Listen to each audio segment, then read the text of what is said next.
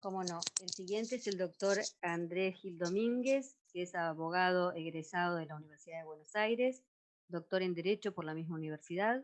Se desempeña como abogado del área del Derecho Constitucional, es director general de AGD Consultora, miembro asociado de la Asociación Argentina de Derecho Constitucional. Muchas gracias. Muchísimas gracias. Muy buenas Doctor. tardes a todos muy buenas tardes a todos y a todas. Es para mí un gran gusto la invitación y un gran honor poder estar acá con ustedes. Desde una perspectiva de racionalidad deliberativa en torno al proyecto de ley que ustedes están discutiendo, me parece importante rescatar que el mismo está asentado sobre 5 pilares o 5 estructuras normativas que pueden verse como un todo, pero también es necesario analizar cada una de ellas, en los aspectos positivos y negativos del proyecto, a los efectos de hacer los aportes necesarios para el debate. La primera estructura es la justicia penal federal con asiento en la Ciudad Autónoma de Buenos Aires. Yo veo acá aspectos positivos y aspectos negativos de este primer bloque. El aspecto positivo es la unificación de los fueros criminal y correccional federal y nacional en lo penal económico con asiento en la Ciudad Autónoma de Buenos Aires y la creación de fiscalías y defensorías tomando la preocupación de la doctora Martínez y la adecuada implementación y puesta en funcionamiento del Código Procesal Penal Federal sancionado en 2014 en un plazo máximo de 2 años. ¿Por qué es positivo? Porque es una alternativa constitucional plausible, racional, a una demanda de la sociedad frente a una estructura de justicia agonal que se desenvolvió durante estos últimos años, una deuda de la democracia, un cambio, una alternativa, y también porque quizás sea una posibilidad de dar respuestas a las demandas de los órganos que aplican las convenciones internacionales contra la corrupción en términos de que no existe una persecución efectiva de los delitos de corrupción en el tiempo y con sanciones penales correspondientes. En cuanto a lo negativo, veo negativo en este primer bloque la creación de nuevos tribunales y juzgados, porque con los dos otros aspectos ya se está cumpliendo con este objetivo de alternativa constitucional plausible, porque los mecanismos de designación, ya sean de interinato o de subrogancia, deben ser excepcionales, y porque la sociedad está agotada, un poco agotada en términos del debate de este tema, y ya están cumplidos los objetivos con los otros dos elementos de esta primera estructura. El segundo punto, la segunda estructura, es la culminación del proceso de transferencias de las competencias penales no federales a la justicia contravencional, penal contravencional de falta en la Ciudad Autónoma de Buenos Aires y la transferencia voluntaria de magistrados, magistradas, funcionarios, funcionarias, empleados y empleadas que integran el Fuero Nacional en lo criminal y correccional. En esta segunda estructura veo positivo que se cumple con un mandato constitucional, que es del artículo 129 de la Constitución, en términos de garantizar la autonomía plena de la Ciudad Autónoma de Buenos Aires. Se garantiza la igualdad de los habitantes de la Cava respecto a los habitantes de las provincias.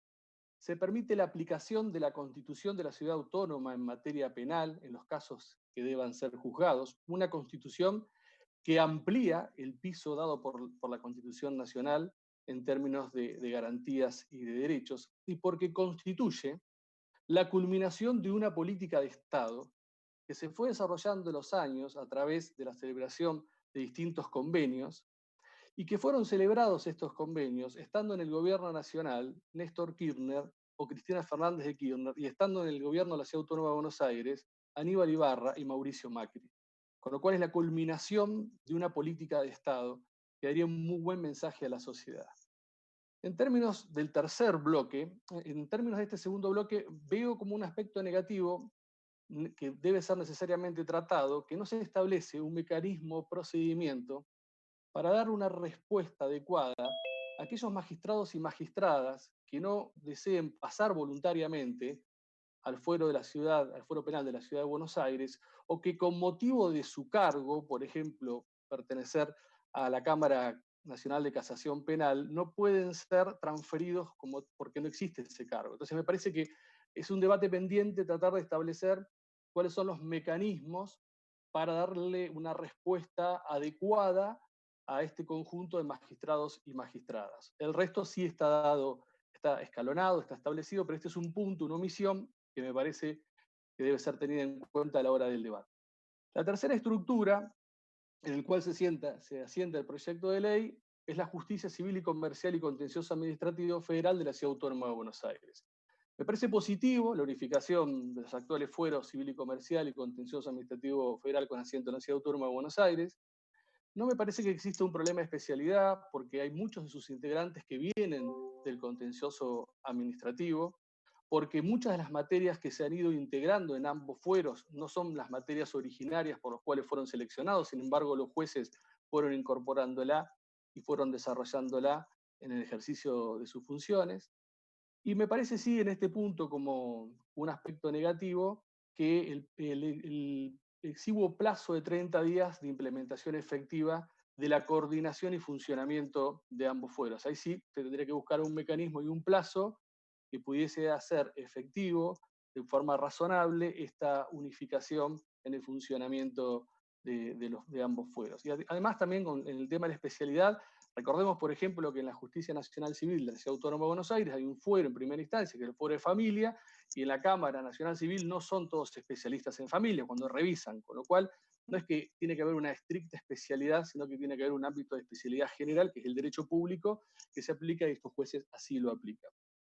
El cuarto bloque sobre el cual se sostiene este proyecto de ley es la justicia penal federal con asiento en las provincias.